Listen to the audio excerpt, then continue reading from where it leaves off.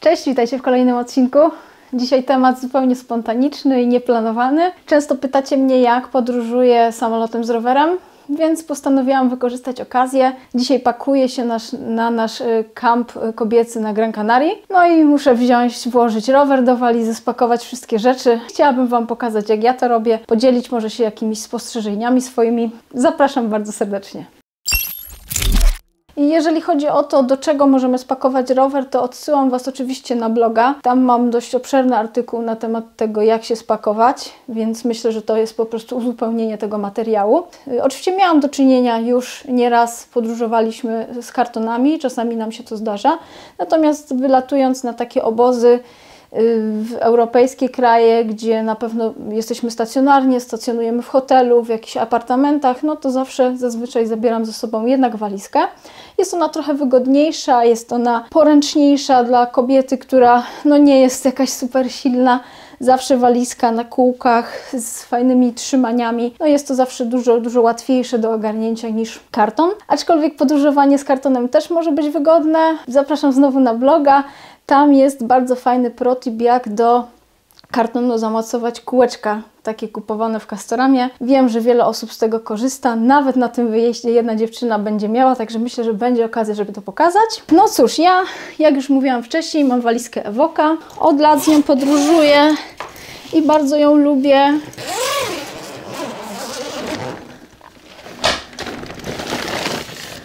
W tej walizce mamy możliwość zamocowania roweru na specjalnym stelażu.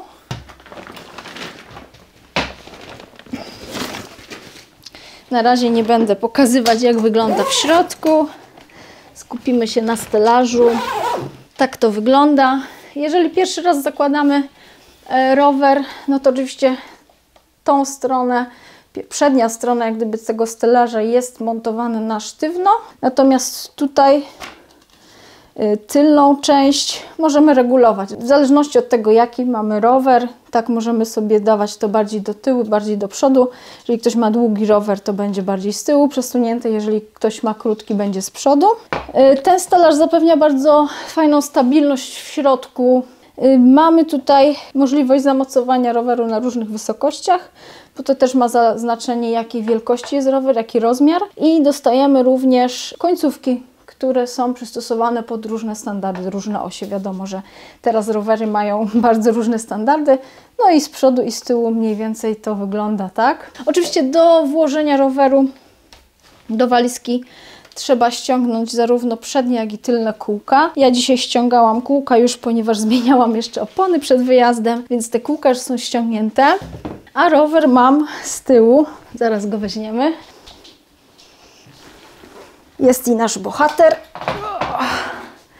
Oczywiście do tego potrzebuję kluczy imbusowych i oczywiście tego, którego potrzebuję najbardziej, nie mam, ale zaraz go znajdziemy. No i imbus znaleziony. Zazwyczaj generalnie robię to tak, że mam już jeszcze założone kółka i dzięki temu jest mi dużo łatwiej ściągnąć pedały i dużo łatwiej wpiąć ten rower w ten stojak. Natomiast dzisiaj jak gdyby już nawet na potrzeby tego filmu nie chciałam już specjalnie zakładać kółek z powrotem, więc mam nadzieję, że poradzę sobie bez kółek. No i generalnie sprawa jest dość łatwa, ponieważ wyciągamy najpierw sobie oś przednią.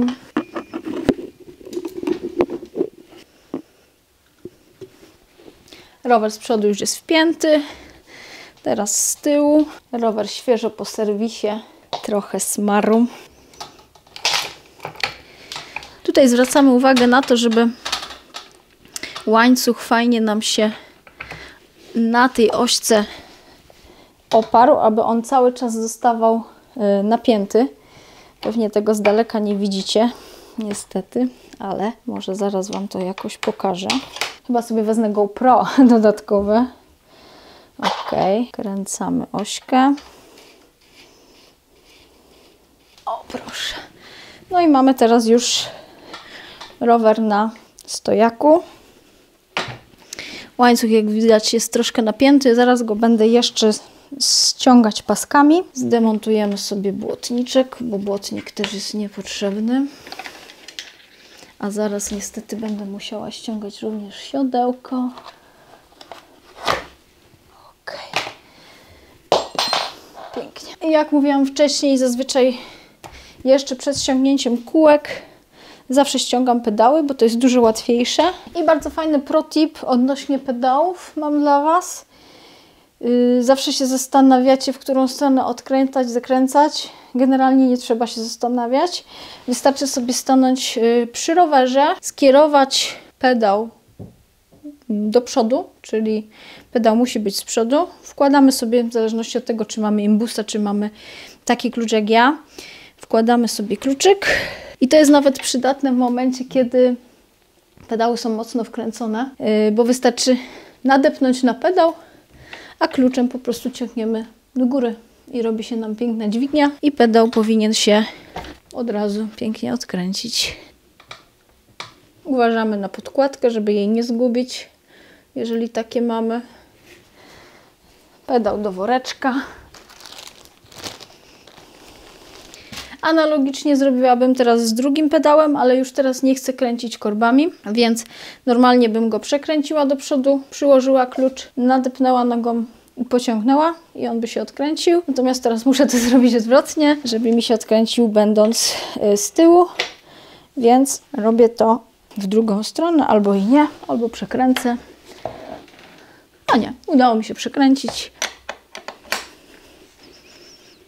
Momentalnie odkręcony, zero problemu. Ja nie jestem zwolenniczką, żeby przykręcać pedały jakoś bardzo mocno na szlak, ponieważ w trakcie jazdy one i tak się zawsze dokręcają, ale oczywiście na to jest wiele teorii. Moja jest taka, że potem kobieta, jak ma sobie odkręcić pedał, to bywa ciężko, jeżeli przykręcał go mężczyzna.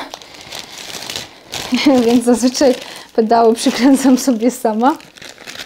No i takie pedały lądują zazwyczaj razem z kluczem. Ja mam dość niestandardowy klucz. Zazwyczaj jest na imbus, natomiast no, pedały Garmina mocy mają tutaj czujnik i no niestety wtedy imbusa nie można użyć. Trzeba mieć taki klucz i zabieram go ze sobą. Klucz razem z pedałami wkładam do specjalnej kieszonki, żeby na pewno nie zapomnieć. Co dalej? Dalej muszę na pewno zainteresować się siodełkiem, ponieważ jak widzicie, w moim przypadku siodełko wystaje dużo wyżej niż walizka, więc to siodełko albo luzujemy i wciskamy do środka, albo wyciągamy. Ja jestem zdania, że lepiej jest go wyciągnąć, ponieważ jak wciśniemy do środka, to możemy sobie porysować sztyce, a potem to po prostu brzydko wygląda, więc teraz zajmę się siodełkiem. Najlepiej zawsze też zaznaczyć sobie miejsce, jeżeli nie widzicie, nie pamiętacie, nie jest widoczna jakaś podziałka, no to trzeba sobie zaznaczyć miejsce, gdzie ta sztyca była wsunięta. Ja mniej więcej pamiętam. Potrzebuję drugi klucz. I wykręcam sobie. O, już jest, poluzowało się. W sztycach leaf, w rowerach leaf trzeba uważać w momencie, kiedy wyciągamy. Mam nadzieję, że nie zadzieje się właśnie to, na co teraz, przed czym Was teraz przestrzegam, ponieważ jest tu taki klin mocujący sztyce i trzeba uważać, żeby ten klin nie wpadł nam do środka. A tu się niestety na razie tak dzieje, że o, jest. Wszystkie trzy elementy. One są posmarowane specjalną pastą do karbonu, żeby sztyca w środku się nie ślizgała, więc w ten sposób ja biorę i wkładam to do worka. No bo nie zabieram ze sobą. Nie, może zrobię trochę inaczej. Wezmę woreczek osobno, a osobno włożę sztycę. Czyli sztycę sobie wkładam, nie wiem, można było obwinąć jakąś folią. Ja mam worek. I ona na razie tu czeka. Tu mam worek, do którego włożę ten klin.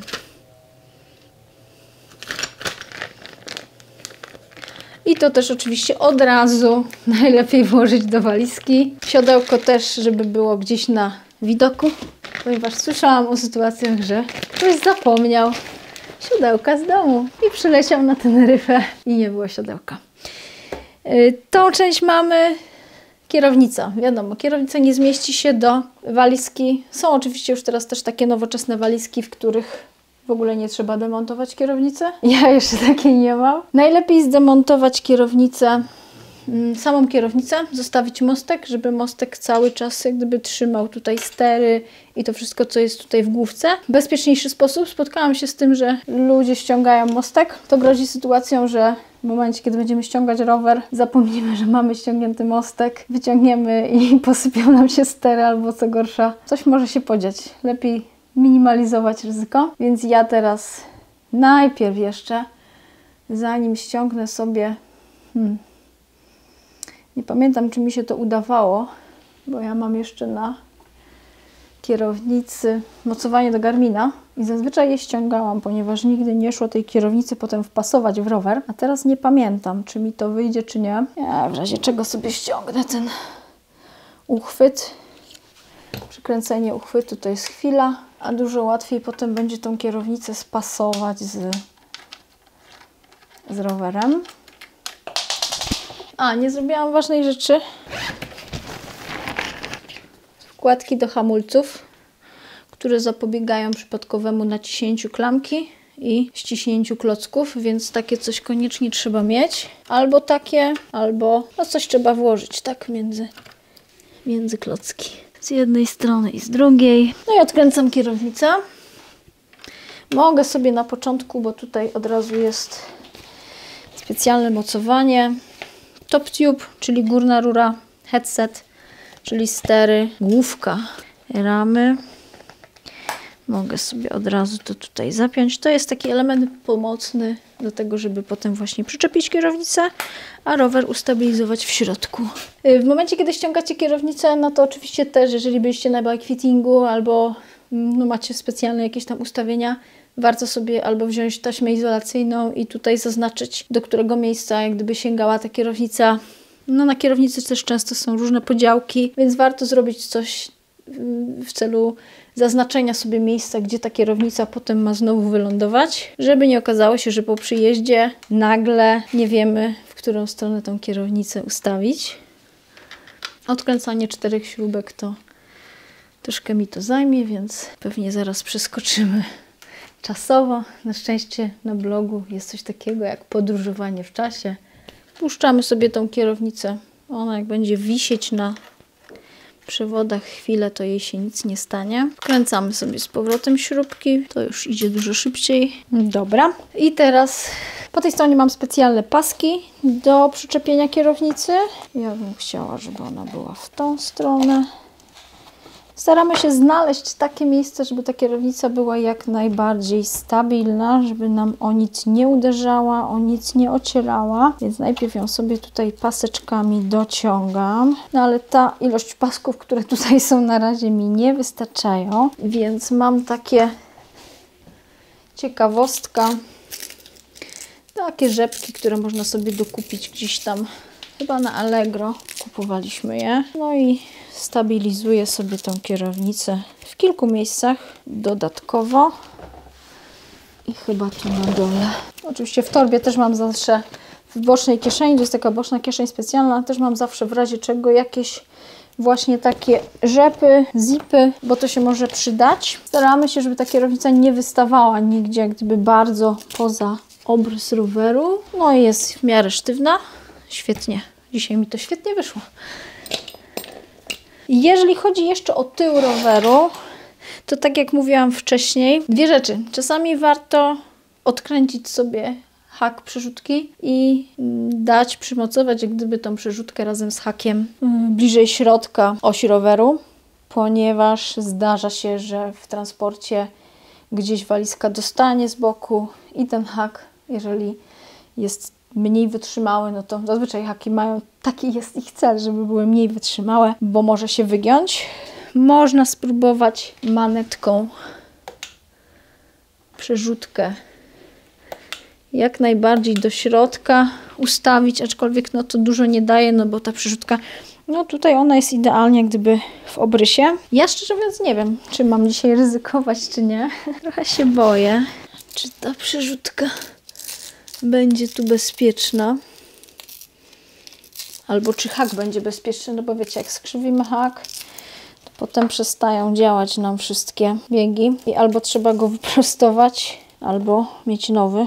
Tu sobie też przyczepiam rzepa, żeby korba była ustabilizowana i żeby był spięty łańcuch. Aczkolwiek w środku jeszcze są takie specjalne paski, które jeszcze dodatkowo będą to stabilizować, więc nie wiem, czy nie będę tego poprawiać w środku. No cały czas myślę na tym, o tej przerzutce, czy to odczepiać, czy nie. No nie powinno być źle.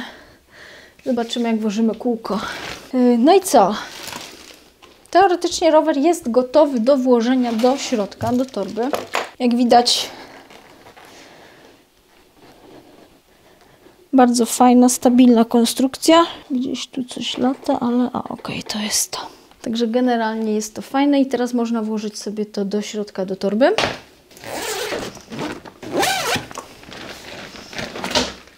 I jak widzicie, mam nadzieję, że widzicie trochę z daleka, mamy tutaj specjalne paski, którymi zaraz muszę je porozkładać sobie i zaraz tymi paskami będę stabilizować ten stelaż już w środku. O, proszę. No i wkładam do środka. Hop.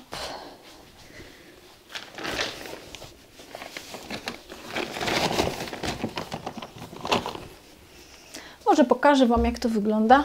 Na razie jest nic nie poprzypinane.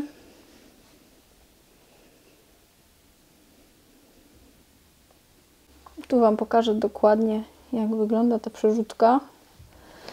Jak przyjrzycie się, to ona jest w osi idealnie. Z tej strony w walizce przychodzi również koło, więc jak gdyby jest to chronione. Ale wiadomo, zawsze lepiej chuchać na zimne.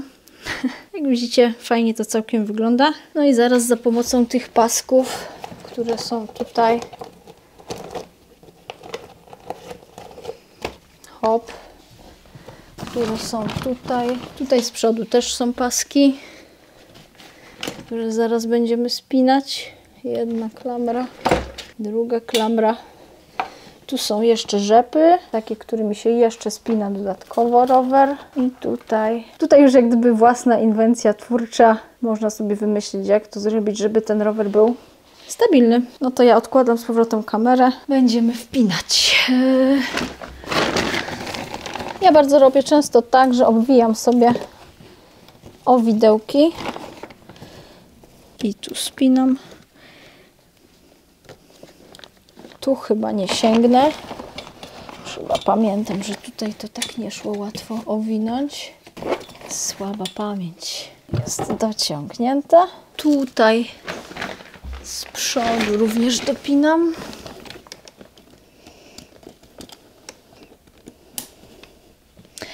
Nie zrobiłam najważniejszej rzeczy. Mam tutaj dodatkowo super ekstra customowe ochraniacze. Super ekstra customowo również powycinane. Muszę sobie przypomnieć, jak to było. Zazwyczaj w walizce Evoqa, ja teraz właśnie nie pamiętam, czy to jest na stałe, czy nie na stałe, ale tutaj z przodu jest jeszcze taka specjalna właśnie ochrona na widelec, zrobiona z takiej twardszej pianki. No ale właśnie nie mam tutaj tego, więc poradziłam sobie takimi otulinami. W razie czego, jeżeli będzie tu, chociaż tutaj są takie wzmocnienia, że raczej tutaj nie ma się czego obawiać, ale rower kochany, warto dmuchać, myślę, na zimne i przewidywać jakieś ewentualne złe sytuacje. No i teraz dopinam sobie z przodu tutaj. No tutaj też jest to już w miarę stabilnie. No i ostatni element, jeszcze taka stabilizacja tu. I tutaj jeszcze mam i często sobie to składam razem. No i w zasadzie gotowe. Siodełeczko. Ja wykorzystuję zawsze, tutaj są takie 3 dodatkowe przewleczki do tego, żeby przyczepić rower, ale ja wykorzystuję tą pierwszą. No i tutaj mogę sobie wcisnąć siodełko. No i w zasadzie myślę, że jest to gotowe. Tadam! Mogę Wam pokazać jeszcze raz.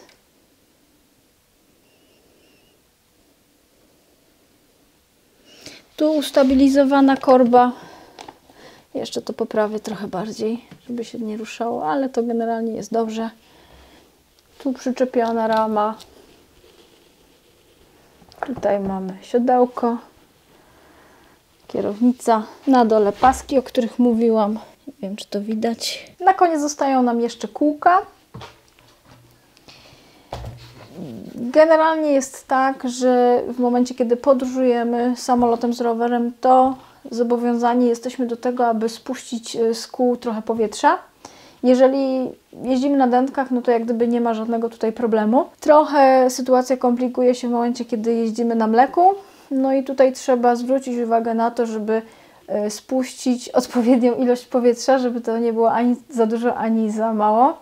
Musimy znaleźć złoty środek. Dlaczego musimy spuścić te powietrze? Ponieważ u góry w samolocie jest inne ciśnienie i po prostu zwyczajnie opona może nam wybuchnąć. Dlaczego musimy zadbać o to, żeby znowu nie było ono za niskie? No bo w momencie, kiedy spadnie nam opona z obręczy, kiedy rozszczelni się, no to wtedy niestety całe mleko wyląduje nam w kieszeni walizki z kołem. No i będziemy mieć walizkę całą zabrudzoną, nazwijmy to ładnie, mlekiem.